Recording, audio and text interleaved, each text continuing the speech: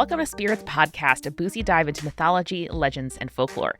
Every week we pour a drink and learn about a news story from around the world. I'm Amanda. And I'm Julia. And this is episode 287, where, Julia, we're sticking close to home on this one. We are revisiting our Long Island urban legends. Recently, you sent me a Reddit thread that Eric Silver had discovered, and it was all about like Long Island urban legends. And I was like, oh, well, you know, Amanda, we've done Long Island urban legends, you know, it was a little while ago. And then I looked it up in our archives when we did it. It was episode 20. That's a long time ago. That's not far after Eric DM'd me as a person I met in college years ago and was like, hey, cool podcast. I can talk about the golem. And I was like, all right. And now we're about to get married. That's how much time has passed. So I feel like now is the perfect time to revisit it if you think about it. I totally agree. It is summertime. My mom is a professional lifeguard. It's the time that I'm used to being like, Mom, stop telling me all your stories about Long Island and the beaches and the things that wash up on them. I got some stuff prepared for you today, Julia. I'm very excited. I also have some stuff prepared for you. Hey. How about I kind of take our first half of the stories and we can follow up on some of yours after we get back from our refill? Love it. Let's do it. So I do want to preface this. There's a couple that we did touch on in episode 20. We did the Amityville Horror, so you're not going to hear about that in this episode. We did Sweet Hollow Road, and we also did Mount Misery. So there's like a nice mix of things that you could, and the King's Park Psychiatric Facility. Yeah, so we've done all those. So if you are looking for those kind of stories, hey, go listen to episode 20. It was a very long time ago. You can also join our Patreon where we posted a video that Julia and I recorded at Sweet Hollow Road and a couple of graveyards nearby. It was extremely fun. Both of us look different than we do now. And you can go enjoy that. Me with long hair. That is true. Look at that. So, Amanda, I think I'm going to start with one that I have heard recently because I recently moved into the area of this myth, and it is the Lady of Lake Ronkonkoma. Oh, this one was new to me. I think I saw it mentioned in the thread, and I was like, who's this now?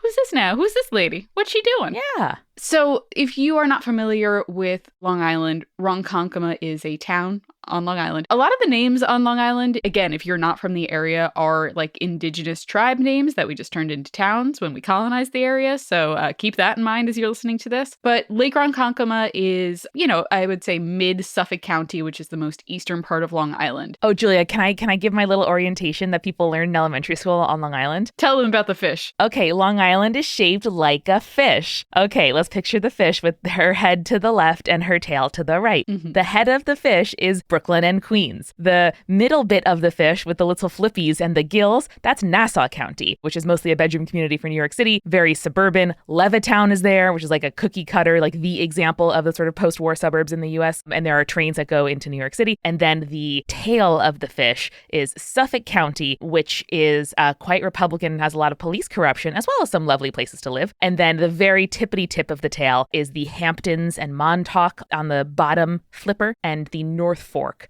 on the top flipper. It's a fork because the tail forks. Mm-hmm. So Lake Ronkonkoma is about mid of the like back fish part of Long Island. Yeah. Not quite the butt, but almost there. Yeah, exactly. I love you, Ronkonkoma. Lots of good stuff there. They also have Lake Ronkonkoma, which is the deepest lake on Long Island. It was an extremely popular swimming spot during like the 1920s when like well-to-do Long Islanders or those visiting from the city would come out and they like wanted to escape. And they didn't want to go to the beaches, so they went to the lake instead. Sure. By the 1970s, the population in that area had transformed from more of like a, little beach hut bungalow kind of thing to a much more dense population, and the landscape, which is less of that like lakeside escape and more of like a dense suburban neighborhood. Picture your average suburban neighborhood. That's what Lake Ronkonkoma is today. Even before the appeal of swimming in Lake Ronkonkoma began to disappear, however, the lake was unfortunately well known for being somewhat deadly. The location has had 160 drownings since the mid-1800s to the 1970s, and since then has about 30 more. That's a lot of drownings, I do have to say. That is a lot of drownings, and there's no like scientific reasoning or proof that this is a more deadly place to swim than anywhere else on Long Island. But because of its notoriety, a legend has kind of formed around Lake Ronkonkoma. Totally. And it sounds like just frequent enough, right? Where it's like one a year or so that probably throughout the course of growing up, you know somebody who says that they know someone who drowned. Well, Amanda, it's interesting that you bring up once a year because that does tie into the story quite a bit. This is totally new to me. I'm very excited. I'm very excited to tell you about it. So the story goes that during the 1600s, there was a Setauket princess whose name was Tuscawanta. Again, Long Island has kind of not the greatest history with the indigenous people. We could talk about that a little bit towards the end of the story. But this woman named Tuscawanta fell in love with an English settler named Hugh Birdsall, which I think is an incredible name. Wow. Birdsall, what a name. So they fell in love, but her father forbade their union. So for 7 years, Tuscawanta sent love letters to Hugh by floating them across the Nissaquag River, which flows into Lake Ronkonkoma, or at least used to flow into Lake Ronkonkoma. Don't know if it does anymore, but basically she sent those in the hopes that it would reach him, but either he never received them or he never responded to any of her letters. And so with her heart broken after 7 years of this kind of untenable situation, she rowed out into the center of the lake and then stabbed herself in the heart. And then it was said that she haunts the lake to this day, and she became known as the Lady of the Lake and was said to once a year pull down an innocent man into the water to replace the love that she lost. I'm sure that there is, documented historical reality of love stories like this happening, but just the self-centeredness of the settler myth really strikes me every time. For sure. There is a story actually that I found in the New York Post about Lake Ronkonkoma and kind of the legend behind it, where they interviewed a former lifeguard for the lake whose name was David Igneri, who they mentioned also for some reason. They're like, oh, he's got a doctorate in colonial American history. And I'm just like, oh, David. I don't know about that. So he claimed that while being a lifeguard, he had like a premonition of his own drowning, which really like shook him. He also said that during his time as a lifeguard, he encountered 30 drownings, all of whom were men. Interesting. And he, meanwhile, also witnessed many near accidents with women swimmers who survived the situations almost miraculously. I must say, Julia, I am not too persuaded by a lifeguard having a vision of his own drowning because much of what lifeguards do during the day is think about and prevent drowning. So, I have to push back on that slightly. That's just like an anxiety dream, my guy. Probably. Yeah. Or, like all day you are scanning the water looking for signs of imminent drowning. Like, come on. Yeah. And as well-trained as lifeguards are, they do put themselves at risk when trying to save people from drowning. So it's very possible that someone could push you under and, things don't go well for you. Yeah. I mean, you think through scenarios and how to prevent them. So that just seems like your profession, my guy. Yeah. Yeah. I do find it interesting, though, that all of the drownings that he experienced were men. It really does tie into the myth very well. It is a pretty big sample size. I get why this is a quoted sort of guy that has remained around. Yes.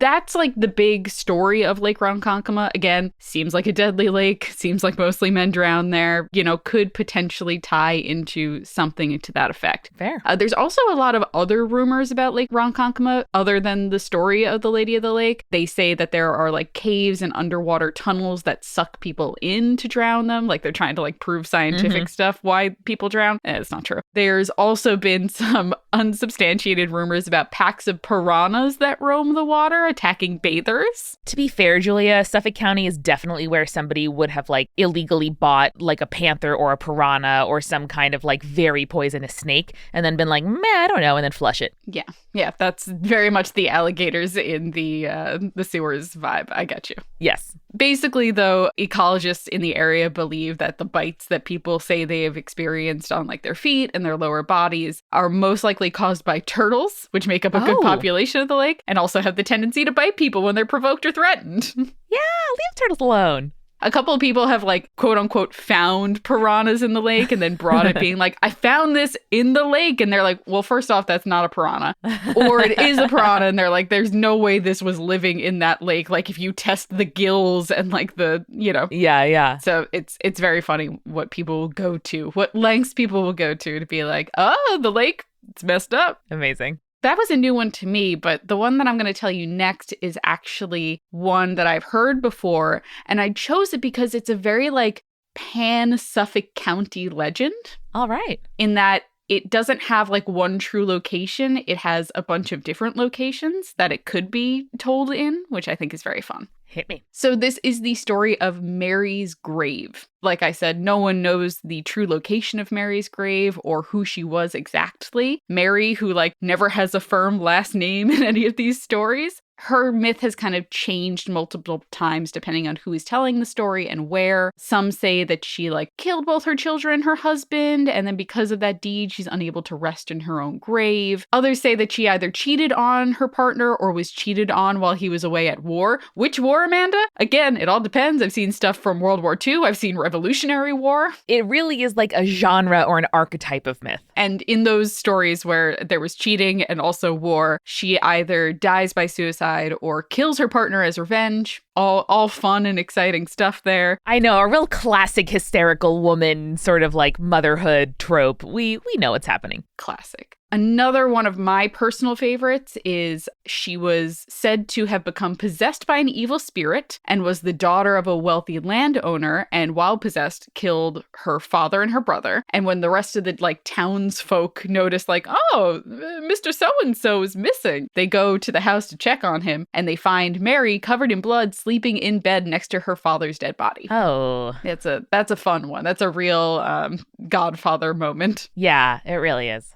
So she was tried and killed, and the tree that they hung her from was said to still have the burn marks from where the rope hung. Of course. A classic one, really. Like, there's always like an area that is like still to this day, you know, attached to the myth. Mm-hmm. You know, you also have to have that because there's no set place. So this story could happen anywhere, which I think is the most appealing part of the story. It totally is. I think one of the reasons why the, looking in the bathroom mirror and saying Bloody Mary thing was so popular at our sleepovers as kids is because it can be in any house. And something like this where there is a possibility that it could have been right here, but something you can point to or experience that makes it sound like maybe this is the place. Like that is the real kind of liminal possibility that makes an urban legend really creepy. Well, I'm glad you brought up the Bloody Mary story, Amanda, because this version of Mary also has something similar, which is if you find her grave, you will be able to identify it because it only has her birth date and no death date filled in.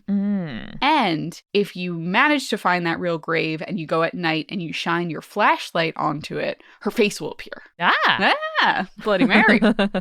Ooh, Julia, that just made me think, I wonder if you can make headstones or grave markers with like UV printing embedded. That would be fucking sick to spook some local teens looking to make out in my death. Oh, I just imagined like having a glow-in-the-dark gravestone. That's so funny. Isn't that good? Man, if I die before you, tell Jake that's what I want. If I die before you, Julia, have Stay Creepy, Stay Cool just invisibly inked on my gravestone, okay? Incredible. Love it. Pinky swear bond for life. Pinky swear we're going to delete each other's browsing histories, make sure our Neopets accounts are well cared for, and get a glow-in-the-dark headstone. Exactly. I love this for us. You got it. In terms of like other rumors about Mary's grave, there was one that teens during the 1970s would dare each other to go visit the haunted gravesite and pee on it. Oh, don't do that. But however, it was said that anyone who did this would then die in a car crash on their way home because they would swerve to avoid a ghostly girl who suddenly appeared in the road. To be fair, lots of underage drinking on Long Island, lots of very small roads and too many people. So, unfortunately, that's a pretty close to reality consequence. Yeah, my only issue with that story is how do we know that that's why they swerved? How do we know that? It's a good question. If they died in the car crash, who could say? It's a real unprovable, exactly. It's like, well, you can't prove they didn't. That's like, sir, I cannot prove they didn't a lot of things. That doesn't mean that it's true. There is another version of the gravesite that says it has like an angelic statue for a gravehead, and it appears that the angelic statue will cry actual tears. Another classic. This one's got everything. This one really feels like it's got everything. Yeah. And then, so we were talking about the location of Mary's grave. There are various locations that it is like most quoted as being at. Some say it's in Head of the Harbor. Some say Huntington, Stony Brook, Mount Sinai. The most quoted location is said to be in St. James on Shep Jones Road, which we might have to take a trip out there at some point, Amanda. Totally. Again, I really like this one because it does seem like a very like classic Long Island urban legend. Like the story changes from place to place, depending on who is telling it and when, which I love. Me too. And then finally, for this one, I have one that actually I had not heard of before and then did a little research on. And this is another, like, people who were alive during the 70s and 80s really like talking about this one. It's still around, which I think is also very exciting. And I'm glad you talked about Levittown's before, because now I don't really have to explain what a Levittown is. But we talked last time about the Amityville Horror House, but that is not the only famous haunted house on Long Island. Oh, say what? There is also the Massapequa Hell House, which is also known as the Witch House and the Satan House. Mere miles from where we grew up. Yeah, exactly. So this is a like red brick Gothic style home, which again really stands out in a neighborhood that is full of these Levittown style homes, which are just these cookie cutter ranch style or like split ranch or raised ranch style homes. The Massapequa Hell House, I have to send you a photo of it, Amanda, because it's so funny to see it on Google Maps. Oh, yeah. Yep. This, I would call this the Hell House too. Mm-hmm. Every home has like very regulated, like a tree in front of each home. It is a ranch home with like one car garage, one driveway. And then you turn around and, the property is entirely covered in trees, fence, and a real blood red house, I gotta say. Also, their driveway is brick and everyone else's is like paver or just asphalt. So, damn. For people who are not looking at the photo, this house has literal turrets. Yep. This house has, in the past, been the home to a hearse in the driveway. Many columns, many like balconies. Black wrought iron fence surrounding the house. Yeah. Everybody else is like one story or like you were saying, like a split level ranch. Damn. If you'll notice, Amanda, the sidewalk is not brick, but painted red. Oh, you're sure right, Julia. That's just painted red concrete. Yep. Yeah, that is painted red concrete. And it like stops right at their property line, which is also very funny. Yeah, I'm kind of surprised that litigious sort of neighborhood watch types haven't prevented them from painting their sidewalk red, but I respect a commitment to the bit. Yeah, no HOA in Long Island. Not in just the regular suburbs, at least. Honestly, the aesthetic of this house is very strong and I appreciate it. The vibes are immaculate. I have no notes. Amanda, before we like move on, actually, did you have a house that was like haunted in your neighborhood? So the house I lived in growing up was on a small block of like 8 or 10 houses, sort of surrounded by like bigger blocks. And so as kids, we were allowed to ride our bike, you know, around or take a walk like around our own block before we were old enough to really like cross the street on our own. And so directly behind our house and like in the corner was a property with very big hedges that sort of like shielded the property from the rest of the sidewalk, and toddlers like myself and my siblings like driving our little like battery operated car up on their lawn. And so we told each other like, oh, you know, don't go in there or don't, you know, lose a baseball, just because the hedges made it seem a little bit, you know, a little bit scary. There was like one house on my block that had stained glass in their front window. It was a little bit older and a little bit different than the rest of the houses on the block. So obviously very haunted. As an adult now, of course, those are the properties where I'm like, has character. I want it. Yeah, they ripped that one down. I feel bad about it. Ugh. People like say the rumors are like, oh, the windows resemble a grinning demon face. The curtains that are in the windows, they look like coffin linings, that kind of stuff. Ma'am, that's just a curtain and a window. That's just a curtain. That's just like a heavy velvet curtain, but sure. Not only does this house stand out because of its architectural choices, which are on point in my opinion, but it's also claimed by locals to be haunted or to be the home of quote unquote devil worshippers, which Long Island during the 70s and 80s, yeah, there was the satanic panic. So like no one's surprised by this. Yeah, or maybe it's just somebody a little bit different. Like this is very, you know, a very homogenous kind of suburb. And I think being different and having a different aesthetic and being proud about that is actually really admirable. They claimed that these quote-unquote devil worshippers would keep candles burning every night in their window. And it was said that if you drove by once, you would see one candle in your window. And if you drove by again, there would be a number equal to the amount of people in your car. Oh, that's a pretty custom myth. That's pretty good. This was apparently like something that teens enjoyed doing when they were just like out driving nowhere at night. And supposedly it meant that the quote unquote worshippers inside were watching you and taking note of who you were. Of course, of course. It's pretty creepy. That's a pretty good twist. The house is still definitely occupied, and the neighbors who have like claimed to have seen these people report that they just kind of look like, you know, run-of-the-mill goths. But I imagine in the 70s and 80s on Long Island, that was kind of a scary thing. Yeah. Now, Amanda, I would love to hear a couple of more urban legends from your neck of the woods on Long Island. But first, let's grab a refill. Let's do it. Julia, it's the mid-roll. Oh, hey. Oh, we're singing? Ooh, I like it. Well, I thought to myself, how can I make this a little special, a little different, a little Long Island for our people out here? By singing, I like it. I think we should do this entire mid-roll in Long Island accents and see how people feel about that. Okay, let's say that for the ad reads, because, people, we strive to really make our ads as entertaining as possible. We do. Unskippable. So, you listen to them and also the sponsors don't get mad. And so that is one way that we haven't tried yet. And I think that's worth trying. All right, we'll do it. What's the most Long Island snack that we're having during this little refill here? Maybe like those hot mustard pretzels. Those feel pretty Long Island. Yeah, just bagels. Yeah, bagel chips. That's a really good snack. Mm-hmm. I also gotta love, Julia, our new patron, Kevin. Kevin, thank you for joining. We appreciate you. You can go and find some bagel chips, gluten-free and not, in the kitchen with our supporting producer-level patrons, Alicia Ann, Daisy, Fruity Chick, Hannah, Jack Marie, Jane, Jessica Stewart, Kins, Lily, Little Vomit Spiders running around, Megan, Moon, Phil, Fresh, Captain Jonathan, Malachi, Cosmos, Sarah, Scott, and Zazie. I gave each of those supporting producer-level patrons a bag of their own Buffalo bagel chips as they walked into the party. I was like, hey, I saved these for you. Amazing. Well, it's not, you can't reach a chip bowl. That's okay. Got a little chip in your pocket. Chip in your pocket. Thanks to our legend level patrons, Ariana, Audra, Bex, Clara, Iron Havoc, Morgan, Mother of Vikings, Sarah, and BM Me Up Scotty. Y'all are like standing near enough to the kitchen where you are the first to kind of scope out when new snacks are brought out into the party. And you can be like, I'm just going to grab the little carrot chip from up top of that crudité platter before anybody else can get it. You're also hanging out by me, who is making all of the recipes that you can find by going to patreon.com/spiritspodcast and signing up to be a patron and getting the incredible recipe cards that we make for every episode, both alcoholic and non-alcoholic beverages. You must say, there's no way that Julia has made 574 recipe cards. Check my math real quick on that one. 2 for each episode of Spirits Podcast that we have ever created.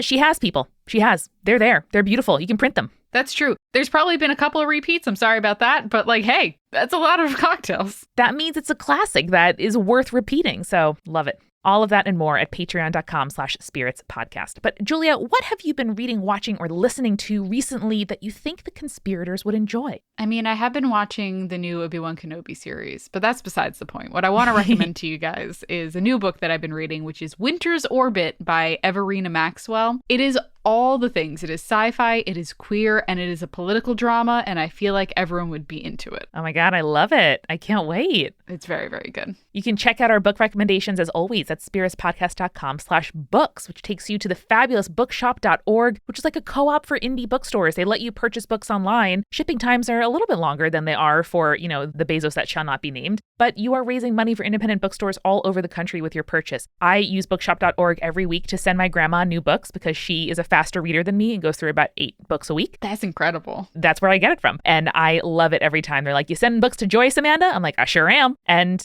send the books to Joyce. There you go. There you go. And folks, we also have very exciting news. Speaking of summertime, speaking of enjoying things, speaking of spirits calls to action, we are doing our first in-person live show, the 3 of us, Julia, Eric, and me, Woo!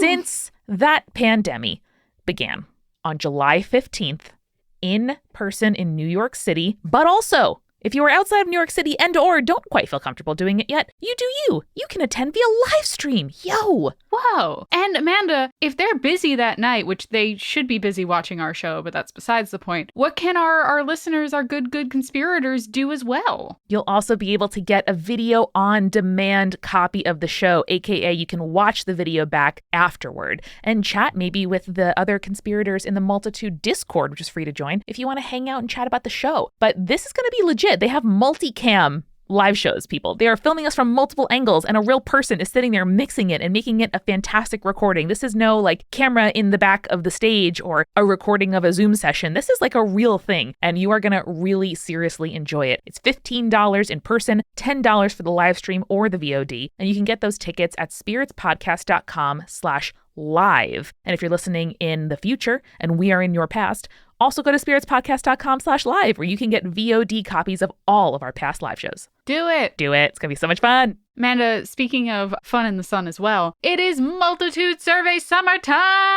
time. As you're sitting on the beach or the park, or maybe like me, mostly indoors because you have a lot of colorful tattoos and you're pale, it is time to do the best time of year, the best activity you could possibly do, which is give us user feedback. It is Multitude Survey Summer. This is where you tell us what you think of Spirits, of Multitude shows, of our projects. Give us ideas on what to do next. If you have a t-shirt you've been dying to see us make, if you live in a city that you think would be amazing to have a live show, if you just want to name your favorite small business or Instagram follow and tell us to reach out to them to be a potential sponsor, this is where you can do that. Yeah, it is all at multitude.production/survey. And last year we got 1,200 responses and we want to beat it this time around. You can get our photos, you get emojis, it's fun-filled questions. Again, that is multitude.productions/survey. That link, along with all the other ones we've mentioned, is in the description. And now, Julia, it is time for us to try our new sponsor gambit, which is to read some ads in a Long Island accent.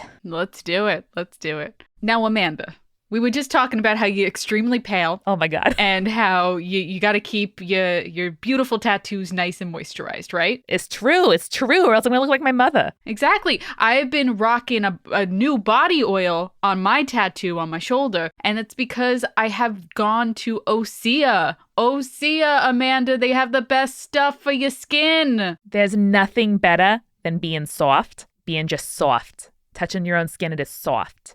And since 1996, when I was 4 years old, Osea has been creating clean, vegan, cruelty-free products, not a drop of cruelty to be found, safe for your skin and the planet. Now, Amanda, you and I, we are from the ocean, basically, living on Long Island. We are. And all of their body oil is seaweed infused, and it makes my skin feel like I was sitting out by the ocean and was like blessed and kissed by it. I love it so much. And their body butter, Amanda, it stays on my skin for so long. It moisturizes the skin for up to 72 hours. Amazing. I put on this serum on my face after my skincare routine, and when I wake up, I feel baby soft, like I've just moisturized. It's truly amazing. And you should try it as well. Find your new skincare and body care favorites at Osea Malibu. Oh, I love Malibu. OseaMalibu.com and get a special discount just for our listeners. Get 10% off your first order site-wide with promo code SPIRITS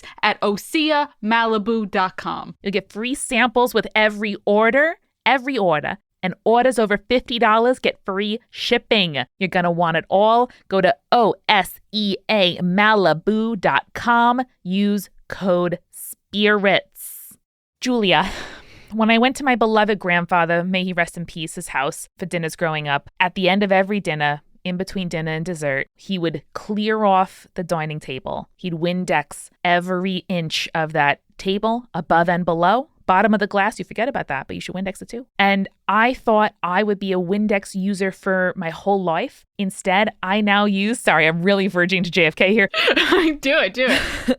But now, listen, I have switched my entire household over to Blue Land cleaning products. I use their laundry tablets in my laundry. I use their dishwasher tablets for my dishes. I use their all-purpose cleaner and their glass cleaner, where I use it on my kitchen table, and I feel like my sweet grandfather, Joseph, may he rest in peace. Amanda, the best part, too, is that I don't have to go to the store and just accumulate all these plastic bottles. The best part is Blue Land. They'll send you these little tablets, and you put it in some water, you shake it up, and now I have brand new cleaning tablets, didn't have to buy a new bottle, and it comes in incredible scents like iris agave, perrine lemon, which makes me sound really fancy, and lavender eucalyptus. Like California eucalyptus. I love it. Yes. From their best-selling Clean Essentials kit to the hand soap duo and plastic-free laundry and dishwasher tablets, Blue Land has something for every inch of your home. Do it. So right now, you can get 20% off your first order when you go to blueland.com/spirits. That's 20% off your first order of any Blue Land product at blueland.com/spirits. blueland.com/spirits. And finally, Julia, now a word from our sponsor, BetterHelp. When I was growing up, Julia, if I said the word therapy, people would say, huh? Don't say that again. And now times are different. Times are changing. Even here on Long Island, we're getting the memo that therapy can be really good for you. It's not just when you're getting divorced, when your parents get divorced, or when your kids get divorced. No, it's when life is overwhelming. It's when you're feeling burned out. It's when you're feeling stressed. And BetterHelp, Amanda, it wants you to remind yourself to prioritize yourself and talking to someone who can help you figure out what's causing the stress in your life. My therapist is a lovely woman also named Amanda. I see her through the BetterHelp app every single week. She is from somewhere in the South. It's undisclosed. And so her accent and my accent are in an accent duel, and it's lovely. And we talk about me, we talk about strategies, we talk about how I can feel less panicked and worried in my day-to-day life. Therapy is worth trying. You deserve someone. It's really the E's that are getting me that make me sound like John Kennedy. You deserve it, okay? Treat yourself. Get a therapist. Try BetterHelp. BetterHelp is customized online therapy that offers video, phone, and even live chat sessions for your therapist, so you don't have to see anyone on camera if you don't want to. It is much more affordable than in-person. Much more affordable. Much more affordable than in-person therapy, and you can be matched with a therapist in under 48 hours. Under 48 hours! Our listeners get 10% off their first month at betterhelp.com/spirits. Listen to me. That's better, HELP.com/spirits. Now let's get back to the show. Now, Amanda, naturally, because we were talking about Long Island myths, we gotta be drinking some Long Island beer. Hey, I thought you were going to say iced teas for a second, and I was like, no, please, no. Nope. We've learned our lessons. No. Now, Amanda, what's your favorite brewery on Long Island? Because I want to recommend some for people who maybe are visiting the area for, to see the Satan House and stuff like that. I really am fond of Blue Point. You have made it a real favorite of mine as well. Yeah, it's very good. I'm also a big fan of the Great South Bay Brewery. Dubco is also a very nice and fun one. There's a lot of great options, actually. Long Island's brewery scene is popping off right now, and I love that. Yes, much more so than when we were teens, just drinking Natty Lights in the woods. Yep, sure did. So next time you visit Long Island or the New York City area, look for one of our local brews. I think you'll enjoy it. Now, Julia, one of the things I was most excited to read about in that thread was about the Montauk Monster, which since we've started thinking about and planning this podcast in 2015, my mother has been Facebook messaging me every 3 or 4 months some kind of news story about the Montauk Monster. And so it has been a long time coming. We are indeed almost 300 episodes in. Sorry, Mom. But now, in fact, I'm going to cover it. I'm going to talk about the Montauk Monster. Let's do it. It's one of my favorites. What did you know, in a sentence or two, Julia, what did you know about the Montauk Monster? When have you encountered it? What are you bringing to the table? What I remember was, hey, weird dead animal carcass washed up on shore. No one can identify what this possibly is. It doesn't look like any animal that anyone could possibly identify. Is it some weird, government experiment? Government experiment, I think, was the one that I saw a lot of. So, yes. Tell me about that. This, like any good Long Island story, happens in the height of summer. This is in July on the very tip of Long Island in Montauk. And for whatever reason, this loomed so large in the mythology of stuff people know about Long Island that I assumed it happened 30 years ago. It was in 2008, Julia. Yeah, it was recent. I didn't realize. We were in high school for this. We were living on Long Island. I have no memory of this being a fresh story. I just remember it kind of always being in the zeitgeist. So this is the basic story. So a woman called Jenna Hewitt says that she and her friends were looking for a place to sit when they saw some people looking at something. They didn't know what it was and joked that maybe it was something from Plum Island. Put a pin in that one because we're going to get back to it. And so her color photo of the creature ran in the press as a sort of mysterious creature. I won't describe it that much because I'm not really into gore, but it is kind of an unidentifiable, creepy looking, carcass of an animal. Kind of slimy looking.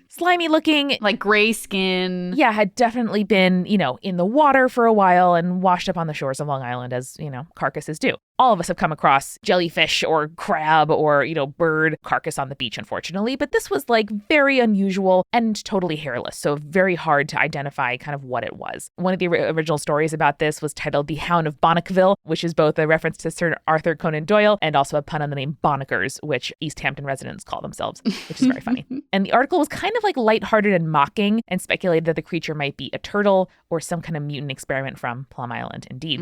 They quoted a man named Larry Penny from the East Hampton Natural Resources Society, who concluded that it was a raccoon with its upper jaw missing. And that seems to be kind of the prevailing theory still. They've quoted lots of experts, all of whom sound pretty exasperated to be putting their PhDs to use for this purpose. William Wise of Stony Brook University's Living Marine Resources Institute looked at the photo and was like, meh, that's a fake, though potentially it could be a diseased dog or coyote that had been in the sea for a while, was a specific quote. Mm-hmm. However, this really took a story and a turn of its own when some people tipped off a cryptozoologist named Lauren with an O, Coleman. Oh, boy. Listen. You know, I know cryptozoologists. I think they're fun. I think they're great. Guys, we got to calm down about things that we find in the ocean. Yeah, we really do. The ocean has lots of shit that we can't fathom with our land-loving legs. And listen, it's a carcass of an animal. It's sad, let it go. That's what I think ultimately. But Lauren Coleman was like, well, I can't fly from where I am in the mid-U.S. to New York in time to see this animal. As a reminder, it is rapidly decomposing. So instead, he just named it the Montauk Monster. And it took a turn from there. Sir, no. And so I thought, okay, well, that sounds about right. Unidentified animal, washed up on the shore. People took photos, newspapers ran headlines, and, for whatever reason, it has really persisted ever since. But no, Julia, this story deepens, and it becomes my favorite kind of story, a New York media deep dive. Yeah. So this is the real story of the Montauk Monster, as reported by New York Magazine. A woman named Alana Nowitzki, who works for a PR agency. What a name. Says, and I quote, I got this email and opened it from my girlfriend who works at Harris Publications, which has nothing to do with anything. Anyway, my girlfriend's sister... My girlfriend's sister was there with the friends, and one of them took a picture. There we go. Thank you. They were like, this is the scariest shit we ever seen. And so, I'm in marketing. We were like, maybe we should send it to a few blogs and see if anyone else is as freaked out as we are. We had no idea that it would turn into this. Now it's literally a beast of its own, but it had nothing to do with any kind of campaign, says Alana. So, Julia, this woman who works at a PR agency got an email from her friend of like, look at this shit, and then forwarded it to the head of Gawker. Oh my God. The Montauk Monster began as a Gawker post. Oh my God. Which then local publications from all over Long Island picked up this Gawker post and republished the photo in black and white. Because I was wondering to myself, if this originally came out in a print paper, how do we have a color photograph that's so popular? No, it was like a 300-word Gawker post of just like, shit washed up on the beach. Isn't that scary? Ha ha ha, goodbye. Because it's 2008 and Gawker is where media gets its tips and sources from. Incredible. Truly incredible. And so in reading some of these articles back, I saw a number of very good sort of like related headlines, like recommended reading under this article that's like the real story of the Montauk Monster. Hit me with them. East Hampton bureaucrats deny Montauk Monster is beast from hell. Great. Montauk Monster mania. A portrait of the monster as a young man. What today's monster news tells us about New Yorkers, which, by the way, managed to tie the Montauk Monster to the murder of Kitty Genovese and the breakdown of society post 9/11. It was a trip. What? Paging Darwin, is Montauk sea monster real or Photoshop fantasy? Incredible. This might not be as interesting to everyone else as it is to me, but the Montauk Monster began as a Gawker tip from a woman who works at a PR agency and her friend who also works in publishing of like, hey, let's see if we can make this a thing. That's so cool. And there is nothing more East End Montauk to me than that, because Montauk is like the slightly less popular Hamptons. Like this is where rich people from New York City go to summer and to see and be seen. And the fact that this very, very Montauk mystery, you say the word monster and people all over will say, oh, the Montauk Monster. Or there are weird carcasses found all over the place to this day. And people think, oh, the Montauk Monster. It's nothing. It's invented. It's from the press. That is wild. For some context for people not from Long Island, Montauk is one of the towns that the town of Amity from Jaws, the movie, is based off of.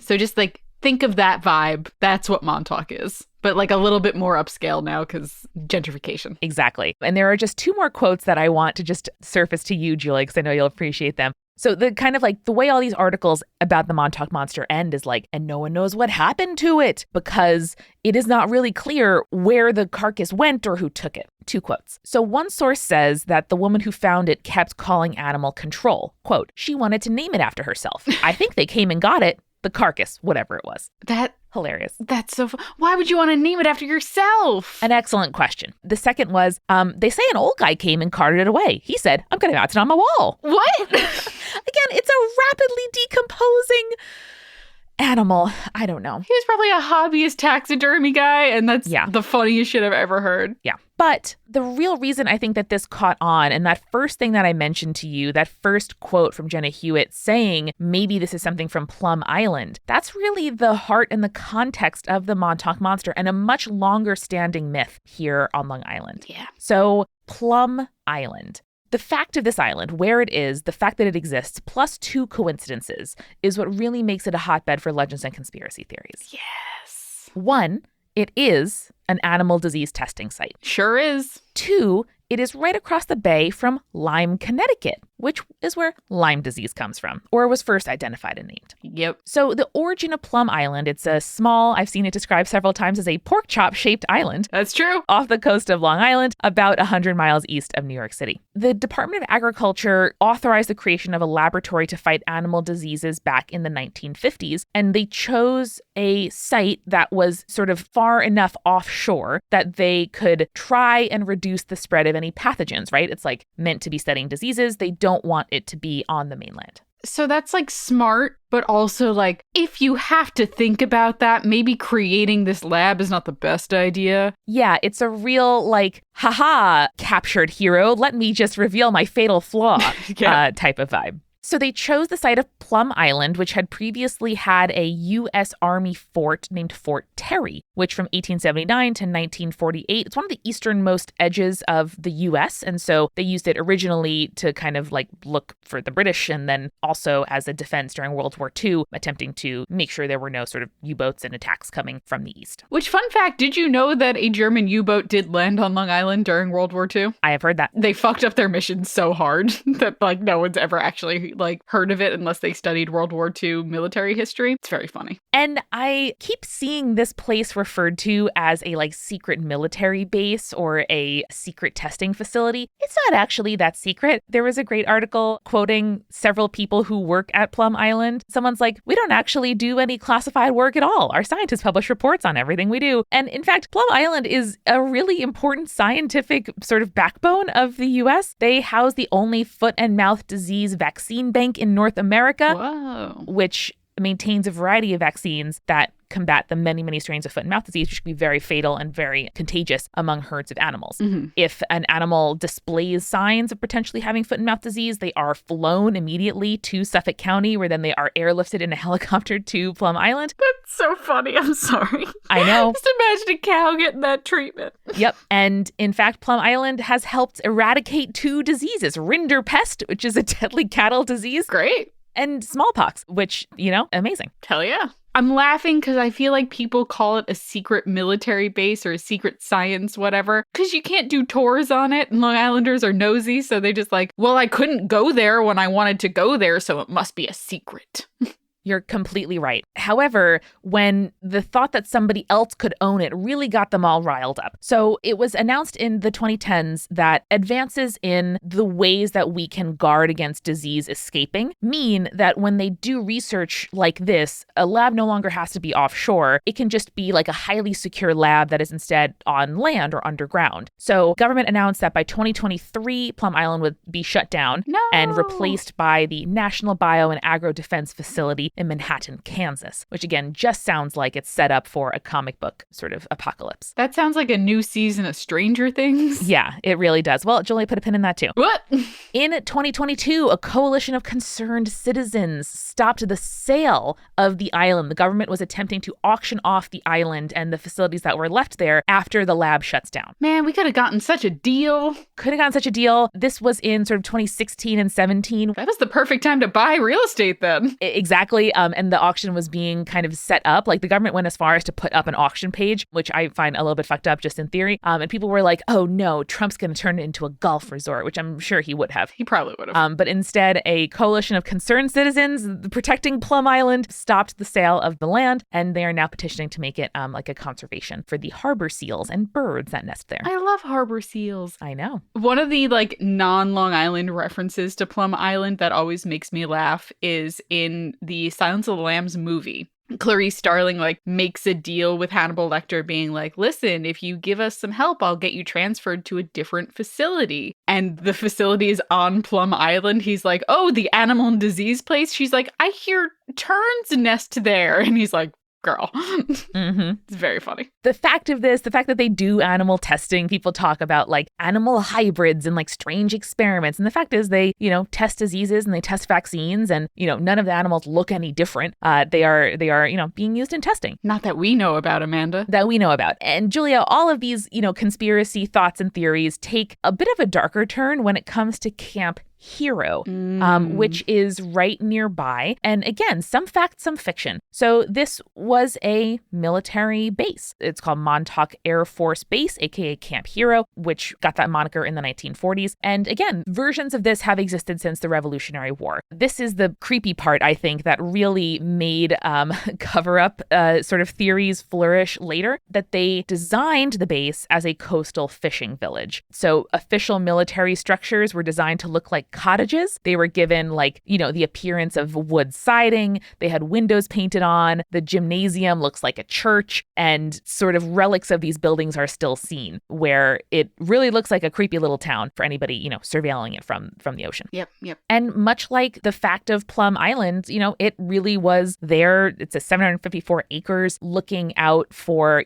German U-boats or enemy ships or any kind of invasion of New York City. Particularly early on, there was like a very long account I heard of George Washington making his way, not exactly to this base, but like near it. And then he turned around somewhere around Patchogue. But people are like, no, he really loved it. And like later when he recovered from pneumonia, he was like, Montauk should have a lighthouse. And then like they made a lighthouse there.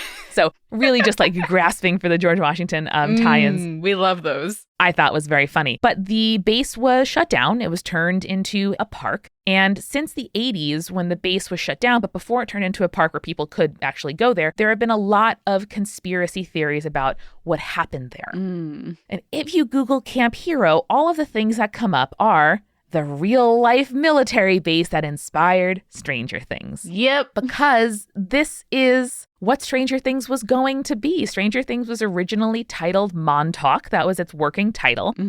While they have now set the series in Indiana, it was supposed to take place in Montauk in the eastern edge of Long Island. Yeah. And all of the things that you may recognize from season 1, many of them come from some of the rumors. And Googling this, I was like, it really is true that urban legends take a sharp turn into conspiracy theories that are like damaging and really disturbing quite quickly. And so this includes allegations of secret government experiments on children, psychological warfare, teleportation, time travel. Time travel's my favorite of those. It gets really deep, and it's pretty creepy to think about. Yeah, it is, but also kind of fun, kind of cool, Kind of creepy, kind of cool. That is for sure. Yeah. To this day, when you visit the park, you are given a brochure about like what to do if you come across a landmine, what to do if you see a bullet, which several different people who authored several different posts were like, yeah, it was pretty creepy. Like I'll do a lot for work, but like this felt pretty dangerous. And there is still a SAGE radar tower. So this is like a particular kind of radar, like trying to detect incoming attacks, with enough time to sort of evacuate the area. And a lot of people had stories about headaches, about television interference, about like electronic devices getting scrambled while that was in operation, because it just operates at a frequency that other devices do too. Yeah. So that has been known to happen elsewhere as well. Cool.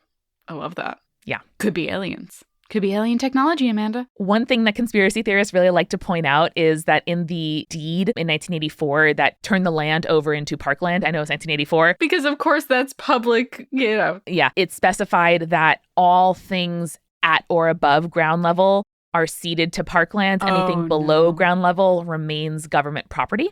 No.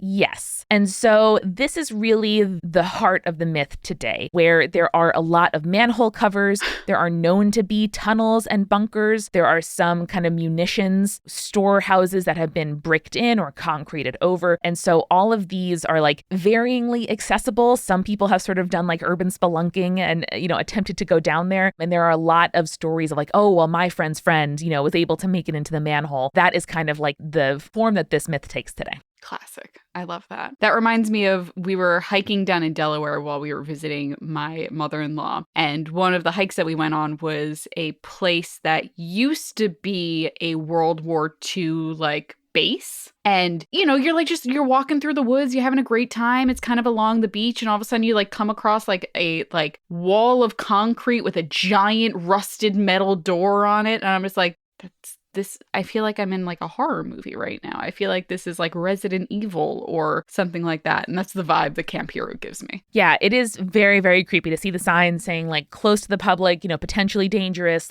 All of the signage that's there to prevent you from danger just feels like it's inviting you into the danger or inviting the danger to you. Yeah. Is how I felt. But Julia, of course, wouldn't it be a Long Island experience if there wasn't kind of bitchy customer service emails and reviews about it? So just to close out the Camp Hero and Montauk Monster stories, I do have a couple of reviews I wanted to share with you from ILikeHauntedHouses.com. Please. All about Camp Hero. So we have one positive review and one slightly negative review. Which one would you like first? You know what? I'd like to hear the positive, and then I'd like to see how bad the negative was comparatively. So the rating scale here is up to 5 pumpkins.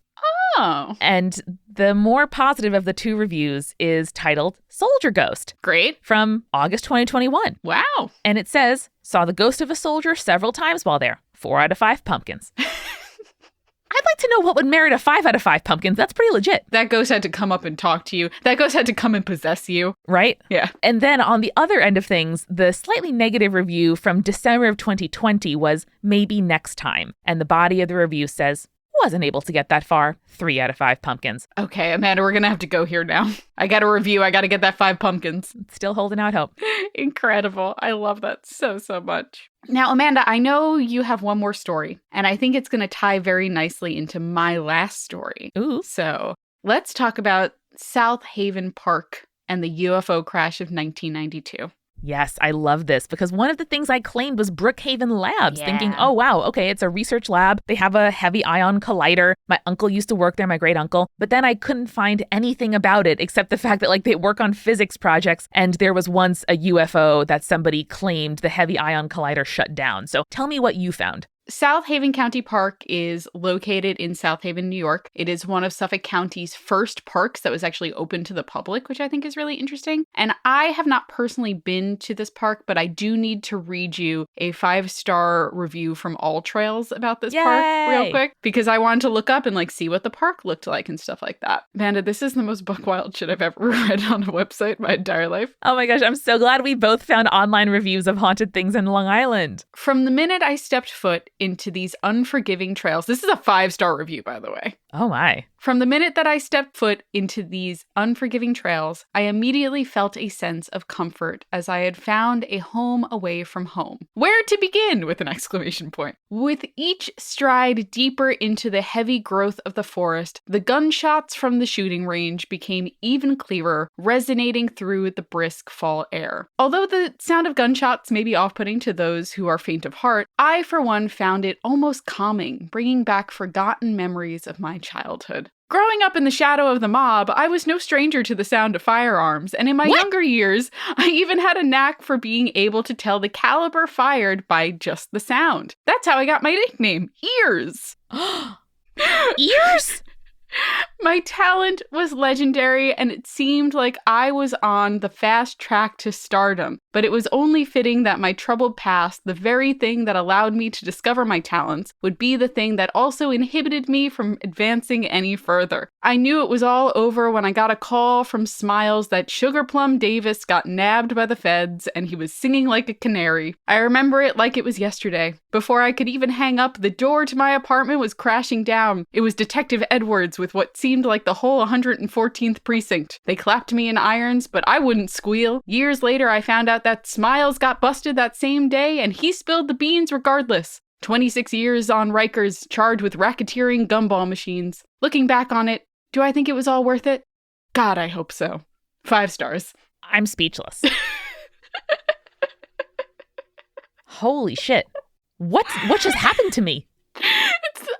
It's probably fiction, but it's the most deranged thing I've ever read on All Trails in my entire life. I am equally happy if this happened to this person or if they decided, you know where I should trial my short story? This review of this trail in alltrails.com. Oh God, it's so stupid. I love it. So like the reason that they talk about that is there is a shooting range that's very close to the trail. A lot of people have mentioned that it's very off-putting because you're walking through the forest and all of a sudden there's like gunshots nearby. I would hope that the shooting range actually exists as opposed to phantom noises. No, though that would be on par with kind of the story that's happening here. But anyway, aside from all that, the reason we're talking about this on the episode is because on November 24th, 1992, at around 7 p.m., there was a supposed UFO crash in that park. Apparently, according to sources, this was like witnessed by many people since the park is very near Sunrise Highway, which for people not from Long Island is probably one of the most traveled highways. One witness described the shape that they saw before it crashed as tubular in shape with two large bright blue lights on each end, with a bright white light in its center, whose structure was composed of a dull metallic gray texture. Now, I take umbrage with a lot of UFO sighting descriptions because they are all so clinical. And I'm like, a guy on Long Island going past South Haven is not going to be like, it had a dull metallic gray texture to it, you know? It sounds like a police report. Yeah. It does. It does. It's very like, it always feels very clinical. And that's like one of my big problems with like UFO and like cryptozoology reports in general is that this sounds like a scientist wrote this. Yeah. You're trying to give this more credit and like make it sound like it's legit by making it sound like very scientific. Yeah, but I for one would give a lot more kind of credence to it if they're like, yeah, I caught a glimpse of it. It was, long and gray and glowing at both ends and gave me a sinister feeling. I'd be like, okay. You're like, oh yeah, man, it like just came out of nowhere. Like they described like the entry as being like 30 degrees. I'm like, come on. No Long Islander would know what that. No, sorry, my guy. No. Basically, this guy saw this. A lot of witnesses saw it. It crashed in the park. Residents near the crash said that there were all sorts of mechanical and electrical glitches that same night, including like phones ringing with no one else on the other line and TVs only showing static, which I think is really interesting and kind of goes back to the stuff we were discussing with Camp Hero and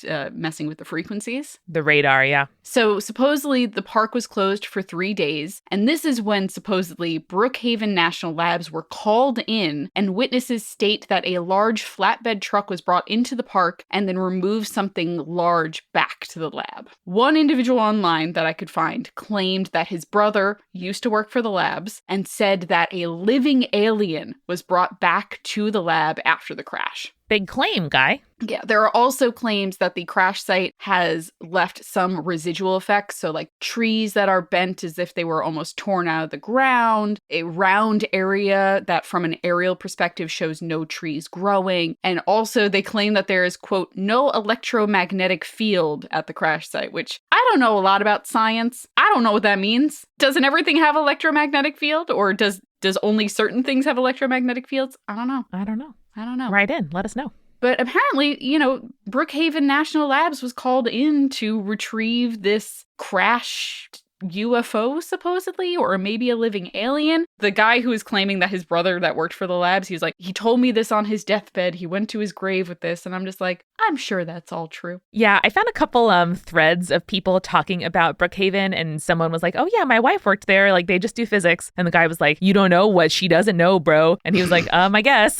Like, it was very... She also, like, might not tell you, guy. Right. Like, it was very, like, reaching and hoping that something was true. So those are our Long Island myths. I think that there are a good mix of both, haunted house, like we discussed with Amityville and stuff like that, and also like more like scientific conspiracy theory stuff than I thought there was, which I'm very glad that you brought that Camp Hero and Plum Island and Montauk Monster stuff to us, Amanda, because I do love a scientific conspiracy for funsies. Yeah. Not like very seriously. I'm not a conspiracy theorist at all, but I do love a funsies one. I am just so tickled that the perhaps best known Long Island urban legend since the Amityville horror started out as a friend's friend who was in Montauk and works in PR, who emailed somebody who emailed it to the head of Gawker. Her boss was on vacation and probably would have said no to the story, but instead she said, go for it. And just, is there a more New York in the summertime story than that? Hell no. Hell no.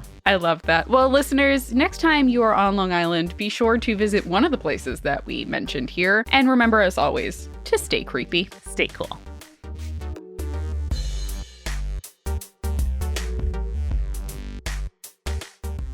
Spirits was created by Amanda McLaughlin, Julia Shaffini, and Eric Schneider, with music by Kevin MacLeod and visual design by Allison Wakeman. Keep up with all things creepy and cool by following us at Spirits Podcast on Twitter, Instagram, Facebook, and Tumblr. We also have all of our episode transcripts, guest appearances, and merch on our website, as well as a form to send us in your urban legends and your advice from folklore questions at spiritspodcast.com. Join our member community on Patreon, patreon.com/spiritspodcast, for all kinds of behind-the-scenes goodies. Just $1 gets you access to audio extras with so much more, like recipe cards, both alcoholic and non-alcoholic, for every single episode, director's commentaries, real physical gifts, and more. We are a founding member of Multitude, an independent podcast collective and production studio. If you like Spirits, you will love the other shows that live on our website at multitude.productions. Above all else, if you liked what you heard today, please text one friend about us. That's the very best way to help keep us growing. Thanks for listening to Spirits. We'll see you next week.